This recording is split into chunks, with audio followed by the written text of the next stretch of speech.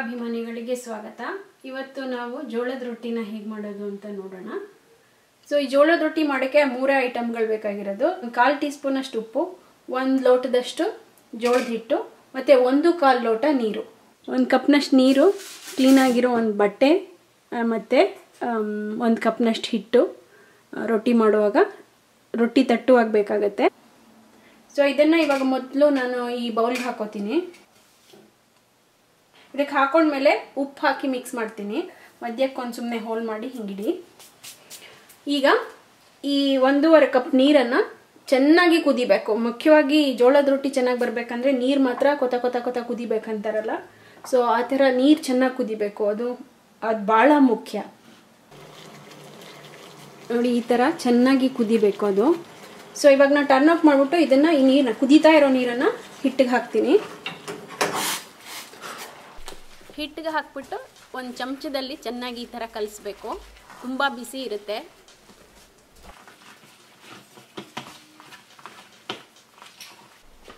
Mix ಮಾಡಿದ್ಮೇಲೆ ಇದು ಸ್ವಲ್ಪ ಚಪಾತಿ ಹಿಟ್ಟಿನ ಹದಕ್ಕೆ ಈ ಥರ ಬರುತ್ತೆ. ಹಿಟ್ಟು ಸ್ವಲ್ಪ ವಾರ್ಮ್ ಆಗಿದ್ದಾಗಲೇ ಚೆನ್ನಾಗಿ ಇದನ್ನು ನೀಡ್ ಮಾಡಬೇಕು. ಚೆನ್ನಾಗಿ ನೀಡ್ ಮಾಡಬೇಕು. ಅಟ್ಲೀಸ್ಟ್ 2 to 3 ಮಿನಿಟ್ಸ್ ಚೆನ್ನಾಗಿ ನೀಡ್ ಮಾಡಿ. ಇದನ್ನು ನೀಡ್ ಮಾಡೋದು ಭಾಳ ಮುಖ್ಯ. ಅದೇನೇ ಇದಕ್ಕೆ ಬೈಂಡಿಂಗ್ ಕೊಡೋದು. ಯಾಕೆಂದರೆ ಇದರಲ್ಲಿ ಗ್ಲೂಟನ್ ಏನು ಇಲ್ಲದೇ ಇರೋದ್ರಿಂದ ಹಿಟ್ಟನ್ನು ಚೆನ್ನಾಗಿ ನೀಡ್ ಮಾಡಬೇಕು. ಈ ಥರ ಸಾಫ್ಟಾಗಿ ಚಪಾತಿ ಹಿಟ್ಟಿನ ಥರ ಮಾಡ್ಕೋಬೇಕು. 2 ವಿಧಾನ ತೋರಿಸ್ತೀನಿ. ಒಂದು ಚಪಾತಿ ಥರ ಒತ್ತಬಹುದು, ಇಲ್ಲಾದರೂ ಹಾಕ್ಬಿಟ್ಟು ನಾವು ಕೈನಲ್ಲಿ ಬಡಿಬೋದು. ಇಲ್ಲ ಅಂತಂದರೆ ಈಗ ತಟ್ಟೆ ಮೇಲೆ ಹಾಕ್ಬಿಟ್ಟು ನೀಟಾಗಿ ಬಡ್ಕೊಂಡು ಹೋದರೆ ನಿಮಗೆ ಸರ್ಕಲ್ ಆಗಿ ಬರುತ್ತೆ. ನೀವು ಎರಡನ್ನೂ ತೋರಿಸ್ತೀನಿ. ನಿಮ್ಗೆ ಯಾವ್ದು ಸುಲಭನೋ ಆ ಥರ ಮಾಡ್ಕೊಳ್ಳಿ. ಫಸ್ಟ್ ಮಾಡಬೇಕಾದ್ರೆ ಚಿಕ್ಕದಾಗೆ ಮಾಡ್ಕೊಳ್ಳಿ. ಸುಮಾರು 2 ಟೇಬಲ್ ಸ್ಪೂನ್ ಅಷ್ಟು ಡೋ ತೊಗೊಂಡು ಈ ಥರ ಚೆನ್ನಾಗಿ ರೋಲ್ ಮಾಡಿಕೊಂಡು ಚೆನ್ನಾಗಿ ಹಿಟ್ಟು ಹಾಕಿ ಮತ್ತು ಹಿಟ್ಟಲ್ಲಿ ಅದ್ಬಿಟ್ಟು ಈ ಥರ ತೆಳ್ಳಕ್ಕೆ ಚಪಾತಿ ಥರ ಒತ್ಕೊಳ್ಳಿ. ಆದರೆ ತುಂಬ ಪ್ರೆಷರ್ ಹಾಕಬೇಡಿ. ಇದಕ್ಕೆ ಅಂಟ್ಕೋತಾ ಇದ್ದರೆ ಒಂಚೂರು ಇದ್ರ ಮೇಲೆ ಹಿಟ್ಟು ಹಾಕೊಂಡ್ಬಿಟ್ಟು ಒತ್ಕೊಳ್ಳಿ.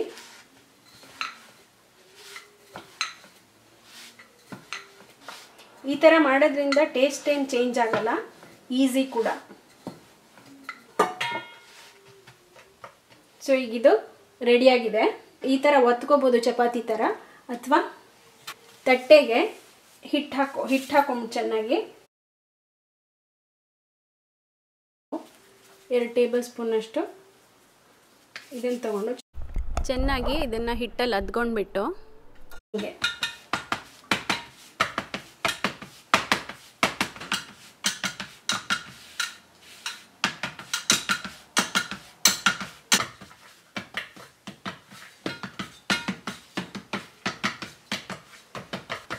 ಈ ಥರ ತಟ್ಟ ಸರ್ಕಲ್ ಮಾಡ್ಕೊಳ್ಳಿ.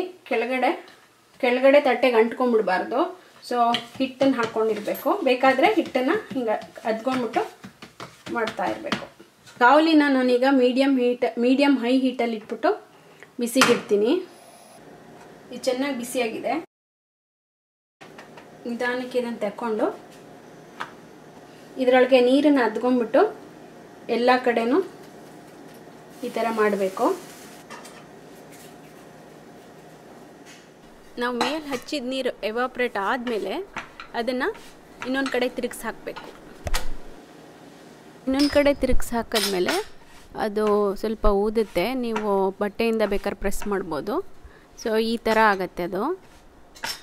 ಇದನ್ನು ಇನ್ನೊಂದು ಕಡೆಗೆ ಮತ್ತೆ ತಿರುಗಿಸಿ 1-2 ಸೆಕೆಂಡ್ ಆದಮೇಲೆ ಜೋಳದ ರೊಟ್ಟಿ ರೆಡಿ. ಇದನ್ನು ತೆಗೆದುಬಿಟ್ಟು ಮತ್ತು ನಾವು ಮಾಡಿಟ್ಕೊಂಡಿರ್ತೀವಲ್ಲ ಅದನ್ನು ಹಾಕಿ ಅದೇ ಥರ ಎಲ್ಲದನ್ನು ಮಾಡಿಕೊಳ್ಬೇಕು. ಮತ್ತು ಇದೇ ಥರ ಉಳಿದ ಹಿಟ್ಟನ್ನು ಮಾಡಿಕೊಂಡು ಎಲ್ಲ ರೊಟ್ಟಿಗಳನ್ನು ಮಾಡ್ಕೊಳ್ಳಿ. ಈಗ ಕೊನೆ ರೊಟ್ಟಿ ಮಾಡ್ತಾಯಿದ್ದೀನಿ.